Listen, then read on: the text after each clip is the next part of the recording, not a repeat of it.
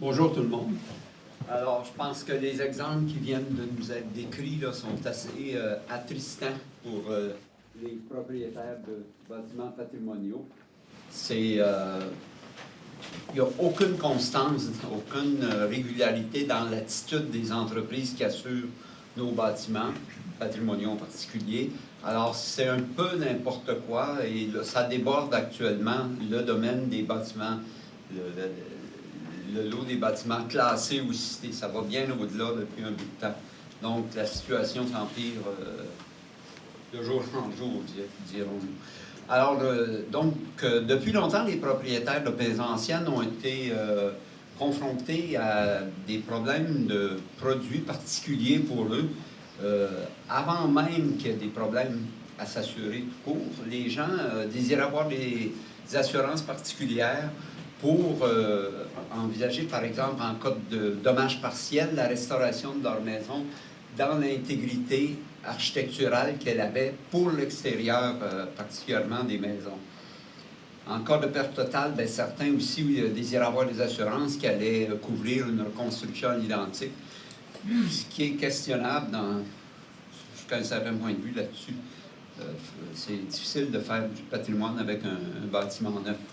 Alors, donc, les assureurs réguliers n'offrant pas de ce type de couverture, les gens contactaient des compagnies spécialisées et qui, évidemment, parfois arrivaient à s'entendre à des coûts supérieurs, mais il y en a qui étaient prêts à payer ces coûts supérieurs.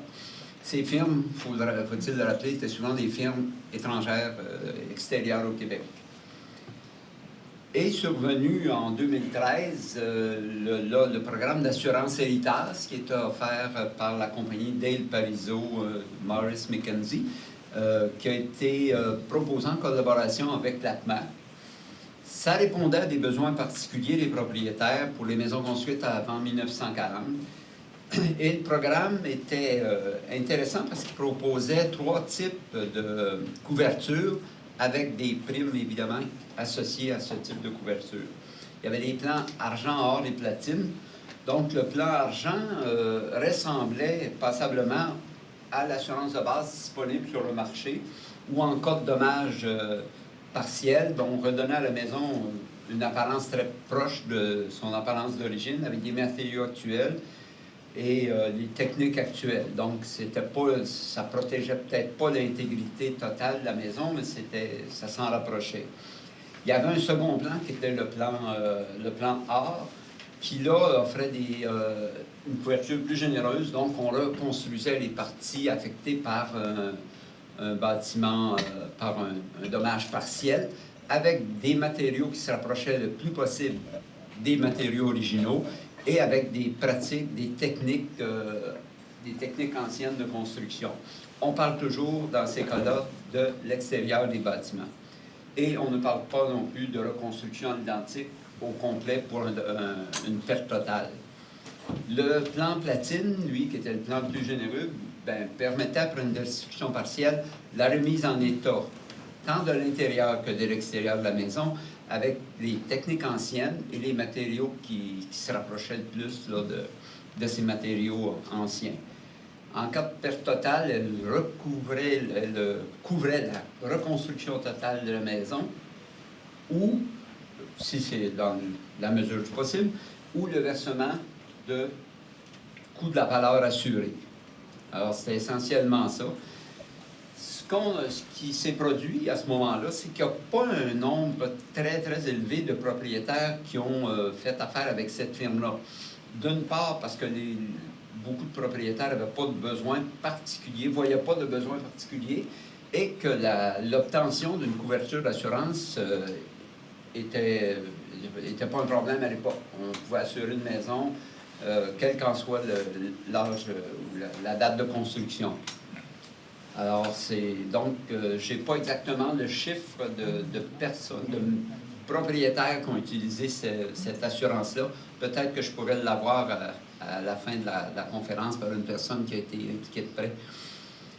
Le programme a pris fin assez rapidement en 2019 à cause probablement du rachat de la firme Dale Parizeau par un consortium plus large d'assureurs. Alors, ça a laissé un vide dans le marché immobilier, alors que c'est un programme qui aurait eu la chance de prendre d'ampleur, je pense, au moment où il a été aboli, là, parce que les problèmes d'assurance véritables ont commencé vers 2019. Ce qui est malheureux aussi, c'est qu'il n'y a pas eu de bilan de cette expérience-là, parce qu'on sait comment les assureurs fonctionnent dans le secret. Alors, on n'a pas eu aucun bilan à savoir quel a été comment je pourrais dire, l'expérience en termes de dommages, en termes de demandes de la part des propriétaires. On estime qu'il n'y a pas eu tant de réclamations, mais on n'a pas pu obtenir rien là-dessus. Alors, donc, quand est survenu un peu plus tard les difficultés à assurer carrément les bâtiments anciens, classés, puis graduellement les bâtiments cités, et puis maintenant, bien, toute maison pour laquelle on demande une nouvelle couverture, un nouveau propriétaire qui demande aujourd'hui une couverture pour une maison qui date d'avant 1940, il se fait dire que c'est pas couvert par... qu'ils peuvent faire plusieurs appels, se faire dire que c'est pas couvert par les entreprises qui le contactent.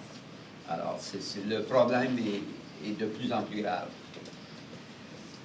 L'impact sur le patrimoine bâti, c'est assez grave parce que cette situation-là touche tous les propriétaires de maisons anciennes.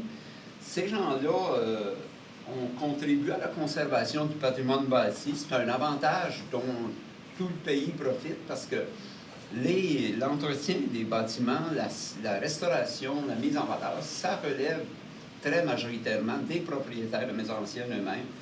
Alors là, s'ils sont en plus obligés de payer des primes d'assurance qui sont exorbitantes, bien là, on ne les aide pas. Alors, c'est assez grave parce que c'est un domaine où il y a toujours des difficultés de subvention, d'aide aux propriétaires. Là, ça s'aggrave. Puis, ça vient aussi affecter la volonté des municipalités de procéder à des citations de bâtiments dans leur milieu. On a vu l'expérience avec la ville de Boucherville, de Belleuil, qui a proposé la citation d'une 50aine de bâtiments à l'été 22. Et là, ça a soulevé un tollé des propriétaires qui voyaient venir les problèmes d'assurance. Alors, finalement, le projet s'est terminé avec la citation d'une 15aine de bâtiments privés ou publics. Alors, puis ça, bien, ça va faire en sorte aussi que les villes, les municipalités vont être très prudentes avant de proposer des citations, parce que les problèmes à venir là, sont vraiment faciles à déceler. Alors, c'est donc un problème qui s'aggrave. Je vais tenter de mettre... j'ai quelques photos. Alors, bien, il y avait le plan de ma présentation qui est déjà bien limité. Alors, je vais vous donner un aperçu historique, le plan d'action Héritage, l'impact de la situation actuelle sur le patrimoine, la perception des assureurs et des courtiers, donc la connaissance du bâti ancien, la connaissance des risques, des présentations de quelques cas vécus, et puis les pistes de solutions. Alors, voilà des exemples de bâtiments que la ville de Belleuil s'apprêtait à citer. Donc, soit des maisons individuelles, également des bâtiments commerciaux comme le café boulangerie qu'il y a là, et il y avait des bâtiments publics également. Alors, la perception des assureurs et des courtiers, ça c'est un problème qui existe depuis longtemps. Il y a un problème de méconnaissance, de perception, de compétence de la part autant des courtiers que des assureurs à l'égard du bâti ancien. Ça fait déjà quelques années, moi j'ai vu les premiers cas dans les années 2016-17, où les toitures de métal, les fenêtres de bois, des fondations de moellons, l'isolation brintie, ça devenait suspect pour les assureurs. Et puis, j'ai observé vers 2017 dans ma région des maisons patrimoniales bien entretenues où tout à coup, on voyait des couvertures de métal, de tôle pincée, en bon état, être remplacées par des toitures de bardeaux d'asphalte à entretenir aux 15-20 ans. Puis moi, j'ai cru à l'époque que ces gens-là avaient été victimes d'entrepreneurs plus scrupuleux là, qui leur avaient dit que leur toiture était finie. Mais j'ai découvert, après ça, graduellement, que c'était des assureurs qui avaient menacé de couper leur couverture d'assurance parce que leur toiture dépassait 25 ans. C'est absolument démoralisant. C'est un gaspillage incroyable, puis une perte de valeur patrimoniale. Et puis, c'était pas des maisons exceptionnelles, mais c'était des maisons bien entretenues, en bon état. Et on faisait changer des toitures qui avaient encore une espérance de vie de 50 puis, et plus. Là, on a des toitures de métal qui datent de plus de 100 ans, 125 ans. Alors, puis la même chose avec les fenêtres, où là, on se met à discuter sur des fondations de moellons qui sont en parfait état. Sur l'isolation Brinty, quand on parle d'une maison de bois, qu'à l'intérieur de la structure, il y a de la RIP, qui est de meilleure qualité que le Brinty comme isolant, ou du Brinty, quand il se produit un incendie, c'est pas... il n'y a pas grand changement avec une maison qui serait isolée avec des matériaux comme les nouveaux matériaux industriels qui produisent des fumées très nocives et qui sont très inflammables, voilà. Alors, puis à l'inverse, les compagnies se soucient peu de maisons construites avec des matériaux bas de gamme. J'ai un exemple un peu anecdotique qui s'est produit dans ma région. Il y a eu deux événements atmosphériques à l'été 21. Il y a eu une tempête de grêle, de gros grêlons poussés par un vent très fort. Puis sur 2 municipalités du sud de la Rodière, il y a eu plus de 100 maisons dont les murs étaient couverts de vinyle qui ont été perforés par les grêlons. Il y avait des trous à peu près aux 25 cm sur toutes les surfaces des murs exposés. Alors, c'était un grand nombre de maisons qui ont été affectées à ce moment-là, parce que le vinyle, ce n'était pas nécessairement sur des maisons anciennes, c'est des maisons de tous âges. Et puis, quelques semaines plus tard, il y a eu un vent qui a soulevé beaucoup de bardeaux d'asphalte qui ont été arrachés sur les toitures de ce même parc immobilier. Alors, quand j'ai renouvelé mon assurance maison un peu plus tard, je me suis informé auprès de mon assureur si le fait que j'avais une maison qui n'avait pas été affectée par ces événements atmosphériques, que je pouvais avoir une baisse de mon prix de couverture, mais je pense que poser la question, c'était y répondre, mais je voulais les narguer un peu là, pour montrer parfois le ridicule de leur réflexion. Alors, donc, comme je vous disais, il n'y a aucune constance dans l'attitude des assureurs ou des courtiers. Et plus on avance, moins les assureurs documentent les propriétés qu'ils assurent. Moi, quand j'ai commencé à assurer ma maison dans les années 70, bien, après l'achat, le courtier a envoyé quelqu'un qui a inspecté la maison, qui m'a proposé des solutions pour des problèmes qui pouvaient se présenter. Et puis, après ça, une dizaine d'années plus tard, ils sont revenus pour évaluer la maison. Alors qu'aujourd'hui, les maisons ils sont assurés par des prises de photos là, de Google Street View, tout simplement, sans visite sur place. Donc, ce qui limite l'appréciation des bâtiments et qui pénalise tout le monde, finalement. Là, parce qu'il y a des bons propriétaires qui entretiennent la maison, il y en a d'autres qui ne le font pas, mais tout le monde paie pour ça. Alors, moi, je pense que les maisons patrimoniales, qu'elles soient classées, qu'elles soient citées ou tout simplement inventoriées, qui profitent d'un bon entretien par des propriétaires qui tiennent à préserver leur investissement en temps et en argent, bien, puis ces maisons-là ont tenu le coup depuis 100 ans, 200 ans, bien, c'est un gage pour l'avenir, à mon avis. Puis les risques de sinistre dans ces maisons, je pense qu'on peut affirmer qu'ils ne sont pas plus hauts que pour le reste du parc immobilier. On voit beaucoup de maisons récentes qui ont des dégâts d'eau par des conduites d'eau mal construites et des problèmes là, de peu de temps après la construction. Alors, je ne pense pas que les maisons ancienne présente des risques plus élevés que celle-là. Alors, j'ai quelques cas à vous présenter. En 2021, j'ai reçu un appel désespéré de quelqu'un que je connaissais bien. Le 29 décembre, je pensais qu'il voulait me souhaiter de joyeuses fêtes. C'était pas le cas. Il était, au 29 décembre, à essayer de négocier pour avoir une couverture d'assurance sur sa maison qui était assurée depuis un bon moment par une compagnie spécialisée dans les gîtes, les auberges et tout ça. Alors,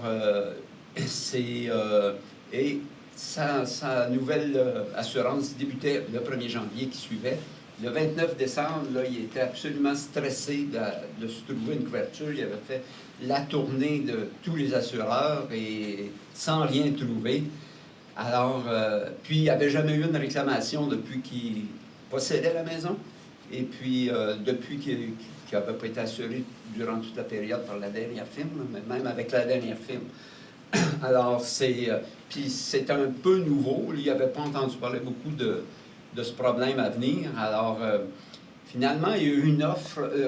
Il a pu prolonger lui aussi là, de quelques semaines. Puis il y a eu une offre qui lui proposait une couverture équivalente à celle qu'il avait, avec à 8 000 $, alors que la couverture auparavant était assurée à 2 500 $. Donc, passait à 8 000 $.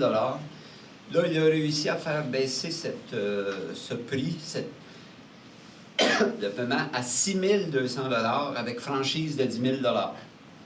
Alors, il a conservé la maison jusqu'à la fin de 2022 et c'est ce qu'il a payé jusqu'à la vente de la maison. Alors, c'est une maison classée depuis les années 80. Donc, à Louisville, c'est une maison, on peut dire, victorienne. La maison Ferron, oui, bien, la famille des écrivains, des médecins, tout ça, sont nés là, des artistes et tout ça, oui. Et puis, il y a eu le docteur Hamelin par la suite, et les occupants qui l'avaient au moment où je vous parle, c'était Ginette et Réal Maurice Beauregard, des membres de la PNAC de longue date. Puis c'est une maison qui est parfaitement entretenue, elle a servi de gîte à un certain moment, mais quand ils l'ont vendue, c'était une maison seulement pour la famille. Il y a eu aussi, la même année, le magasin Lebrun. Là, on parle d'un bâtiment public où c'est un magasin, un ancien magasin construit en 3 étapes. Il y a la plus vieille partie qu'on voit ici à droite sur la photo de gauche, là, qui datait des années 1850. Il y a un bâtiment qui date des années 1900 qui est à gauche, et il y a une plus ancienne partie de magasin qui est à l'arrière. Et il y a dans la partie ici, à droite, un genre de bistrot en saison estivale, et le reste du magasin, il y a exposition d'objets anciens, mais de la vente aussi de beaucoup de produits associés à la maison. Et puis eux ont eu la même surprise, heureusement pas à la période des fêtes. Et puis donc ils ont, eux aussi, la prime qu'ils payaient a été multipliée par 5 fois. Alors ça atteignait une quinzaine de mille dollars. Évidemment, c'est un bâtiment public, il y a même une petite salle de spectacle. Alors là, les risques sont plus élevés. Alors, puis ça a été des négociations interminables auprès de multiples assureurs. Ça a été extrêmement long. Actuellement, je le rencontrais il n'y a pas tellement longtemps. Il est assuré à un coût d'environ entre 15 et 20 000 $, puis il a été assuré que ça allait augmenter bientôt. Alors, par un consortium de 4 entreprises d'assurance de Grande-Bretagne. Alors, c'est comme si on a l'impression qu'il assurait la cathédrale Notre-Dame de Paris. C'est 4 compagnies pour assurer une maison. Mais Notre-Dame de Paris, ça coûtait cher. Oui. Oui. Fait que, alors, les pistes de solutions, bien, il y en a plusieurs qui sont explorées, mais il est urgent de trouver une solution parce que ça occasionne aux propriétaires des coûts exorbitants, eux, qui ont déjà beaucoup à payer pour l'entretien de leur maison. Ça provoque une baisse d'évaluation, évidemment, des maisons anciennes sur le marché. Puis en plus de nuire à l'accord de statut pour protéger ces bâtiments exceptionnels qui, on le sait, s'ils ne sont pas protégés par un statut, sont souvent menacés. Alors, moi, je pense qu'une assurance qui offrirait différents temps de couverture, comme dans le cas du programme Héritage, ça serait quelque chose d'intéressant. La question des coûts de reconstruction en neuf, mais ça devrait faire d'offres, d'un choix d'offres, parce que je pense que là, avec le coût de reconstruction des maisons aujourd'hui, on monte à des taux à des prix vraiment exorbitants, mais on parle d'assurance de base, comme toute autre maison, et d'assurance de remise en état, en bon état, après des dommages partiels. Alors, est-ce que les options, ça serait un assureur qui se spécialiserait dans la couverture de maisons anciennes à travers tout le Québec, qui formerait son personnel sur les spécificités du bâti ancien? Ça serait possiblement une solution. Pourquoi Desjardins, d'ailleurs, un assureur national, ne prendrait pas la pôle dans ce dossier plutôt que laisser cette part du marché à des assureurs étrangers? Je ne sais pas s'il y a des négociations avec Desjardins, mais il me semble que ça serait les premiers à être concernés par ça. Est-ce que le recours à des courtiers spécialisés en bâti ancien qui seraient en lien avec divers assureurs, ça serait une solution? Ou la création d'une mutuelle d'assurance qui couvrirait tout le territoire du Québec, financée au départ par une mise à fond de l'État. Évidemment, une compagnie d'assurance a besoin de fonds pour démarrer. Alors, c'est la question qu'on se pose. Et le ministère, évidemment, est maintenant au fait et puis fait de la recherche pour des solutions. La table des partenaires du gouvernement du Québec qui échange beaucoup avec la direction du patrimoine a travaillé sur ce dossier-là. Mais évidemment que c'est toujours un peu plus lent à réagir au ministère. Alors, quand est-ce qu'on aura une solution? On l'espère le plus tôt possible pour notre patrimoine, puis faciliter la tâche un peu à ces propriétaires, là, qui, on sait, comme on a vu les exemples, là, qui sont vraiment au bout du rouleau dans certains cas. Ben, un autre site aussi, je n'ai pas vraiment de détails, mais c'est un site patrimonial, le banc de pêche de Pacifique-Biac, qui ont plusieurs bâtiments de différents types, qui sont ouverts au public et tout ça, puis ça a été des démarches épouvantables pour parvenir à assurer ça. C'est un bien public. Ça, ben, ce bâtiment-là, je le présente parce qu'on a l'assurance qui va être préservée avec le nouveau conseil municipal. Alors, merci, puis s'il y a des questions, n'hésitez pas.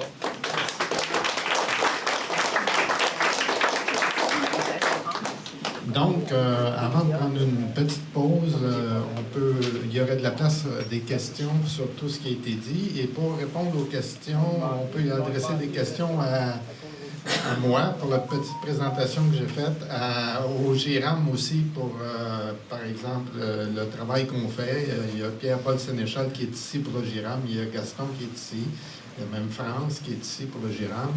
Et à notre ami Clément, bien sûr, on peut... Alors, s'il y a quelques questions, on y va. Allez-y.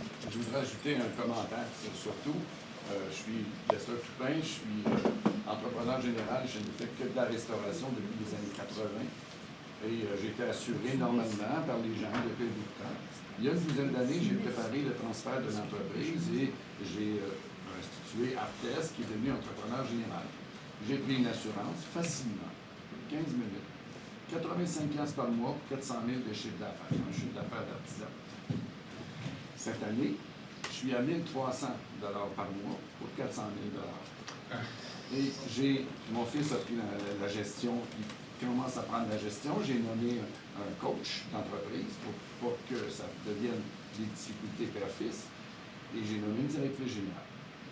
Et là, le coach, dernièrement, m'a suggéré deux choses. Premièrement, il m'a suggéré d'enlever métier d'art du bâtiment Artes, puis de juste dire Artes entrepreneur général, d'enlever la question de métier d'art puis du patrimoine, que c'était pas bon pour mon entreprise, que c'était pas vraiment bon, et que aussi, il faudrait que j'arrête de faire des cheminées. Je voudrais vous rappeler que c'est ma spécialité depuis 2 générations, 3 maintenant, et que des gars qui font des réparations de cheminées comme moi, j'en connais juste personne d'autre.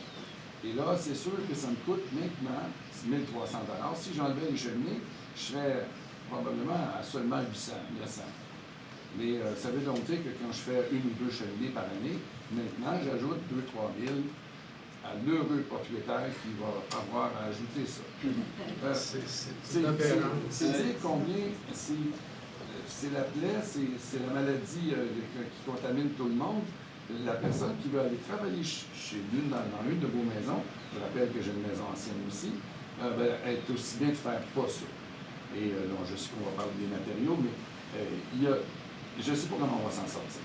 Une des choses que je voulais apporter comme commentaire, c'est que la question, c'est combien ça coûte pour réparer, qui peut me donner un vrai audit de l'état de la maison. Parce que c'est un problème, personne n'est capable de dire dans quel état. Bon, non point besoin de vous dire que les architectes sont capables de le faire, en général, ceux qui connaissent le patrimoine, et aussi que plusieurs artisans sont capables, mais pas tant que ça. Les artisans sont portés à eux aussi se cacher dans leur atelier et pas trop sortir. Alors, je voulais vous dire que ce problème-là, il est gros. Moi, pour réussir à passer la lampe, puis maintenant payer cette modique somme dans mon budget, j'ai demandé à mon assureur de m'assurer en Angleterre. C'est la Lloyd's qui m'assure. Évidemment que c'est en Angleterre que ça se passe. Merci.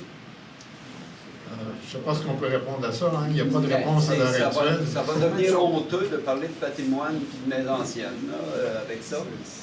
Il y a clair là, que... Réponse. Au fait, le programme héritage c'était assuré par la Lloyd's au départ, OK, d'Angleterre. La Lloyd's, c'est un conglomérat de 400 entreprises, d'accord? Alors, on nous a dit, quand l'héritage s'est terminé en 2019, que c'est la Lloyd's qui refusait de nous assurer. Alors, c'est pas tout à fait juste, n'est-ce pas?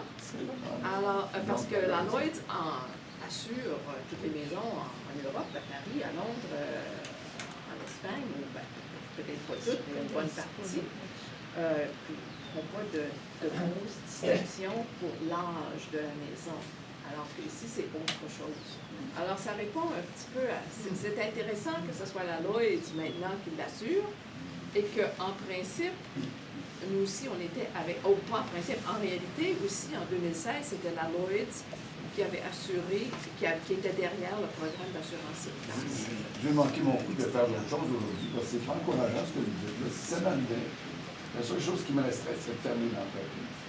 La seule chose qui me resterait, c'est notre gagne-pain, hein, je vous le dis. Ouais, il faut comprendre que les assurances, c'est comme les cycles économiques. D'accord? Et on est dans un cycle économique à long terme qui dure à peu près une vingtaine d'années, où les assurances sont en croissance. Le coût des assurances est en croissance. On vit ça en ce moment sous prétexte qu'il y a des changements climatiques et effectivement, ça les affecte. Mais avec tous ces... Alors, c'est là où on se situe. C'est comme essayer de combattre l'inflation. C'est comme essayer de combattre le marché du pétrole, quoi que ce soit. Alors, on est dans une période inflationniste au niveau des assurances aussi, qui va probablement durer, nous éviter peut-être plus, peut-être une dizaine d'années encore. On ne peut jamais le prédire, mais on est en plein dedans. Alors, les assureurs, pour diminuer leurs risques, essaient de trouver tout ce qu'ils peuvent pour enlever leur risque.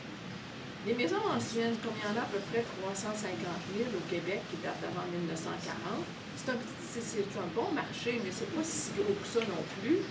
Alors, si on enlève ça, là, on enlève cette poussière-là sur la table, c'est qu'on se concentre ailleurs pour faire notre argent. Merci. Oui, France? Il y a une suggestion, je pense qu'il y a un travail d'actuariat à faire là-dessus pour comparer les réclamations issues des maisons anciennes par rapport aux maisons contemporaines et même dans un contexte de changement climatique, là, est-ce que c'est supérieur? Si on est capable de faire cette étude avec une démonstration à l'appui, puis qu'on leur dépose ça, je pense que... Puis aussi, eux, ils ne bougeront pas parce qu'en fait, les clients sont captifs. Alors, mais ce qu'il faudrait, c'est de faire une entente avec l'État qui dit, ben toi, tu en assumes telle part, puis le propriétaire garde l'autre partie. Mais voici le risque que tu prends. Oui. Mais je pense que les compagnies d'assurance sont assez... Vorace. Oui, sont voraces et sont peu portées à donner leurs statistiques.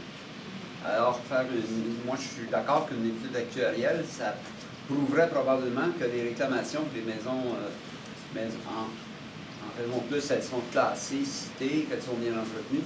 J'ai bien l'impression qu'il n'y aurait pas de réclamation supérieure au bâti moyen, au bâti, l'ensemble du bâti. Mais je pense que ça une proposition à faire. Non, c'est... Oui. Bien, je vais anticiper en fait un peu sur ma présentation, ça sera plus tôt dans ce cas-là. Donc, effectivement, nous, on est allé donc contacter le Bureau d'assurance du Canada, on leur a demandé si quelqu'un était prêt à partager les chiffres, on l'a aussi demandé à des assureurs directement non, ils ne vont pas nous partager leurs chiffres. On en a parlé avec le ministère, qui est très conscient qu'il faut avoir une base comparable parce qu'on a fait un sondage, mais notre sondage, bien évidemment, c'est seulement les maisons anciennes. On a l'impression que les réclamations sont plus nombreuses, puis les sinistres majeurs sont presque inexistants. Là. Le taux est très, très minime. Mais est-ce que c'est à l'image de ce qui se passe là, dans le reste du marché de l'immobilier? On n'en a en fait aucune idée. On ne sait pas non plus si le propriétaire de maison ancienne a plus tendance à réclamer ou moins, parce que peut-être que, vous connaissant, vous êtes un petit peu bricoleur habituellement, puis peut-être que vous réclamez peu finalement pour les sinistres, pour les dommages qui sont causés.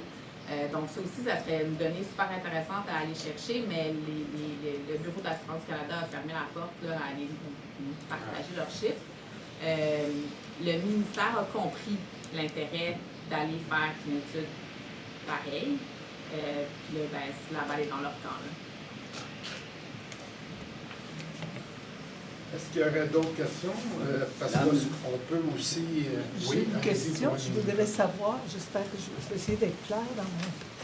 Je voudrais savoir, est-ce qu'il y a une réglementation peut-être municipale à être dans l'obligation de reconstruire, un propriétaire, de reconstruire à l'identique sa maison, une maison patrimoniale, que ce soit juste l'extérieur ou l'ensemble? Il n'y a aucun règlement là-dessus. Côté municipal, aucun. Techniquement, même au niveau provincial, il n'y en a aucune non plus. Il y a des devoirs qui sont imposés par la loi, en ce sens que lorsqu'on a un bien patrimonial, on doit voir à ce qu'il ne se dégrade pas et ne s'en aille pas vers une perte. Mais s'il arrive une perte, il n'y a rien qui peut obliger à reconstruire dans le même état, etc. Et que ça soit classé aussi. On a des exemples de déclassement aussi suite à des sinistres. Le manoir Tachereau, il y a quelques années, là, par exemple. C'était comme inondation, incendie, re-inondation. Il devait pas rester.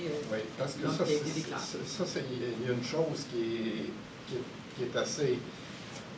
Une chose qui est assez évidente, là, c'est qu'un bâtiment patrimonialement, j'en ai un bâtiment, Clément en a un, on sait très bien, l'un et l'autre, et tout le monde qui en a un bâtiment, si notre bâtiment patrimonial subit une perte importante,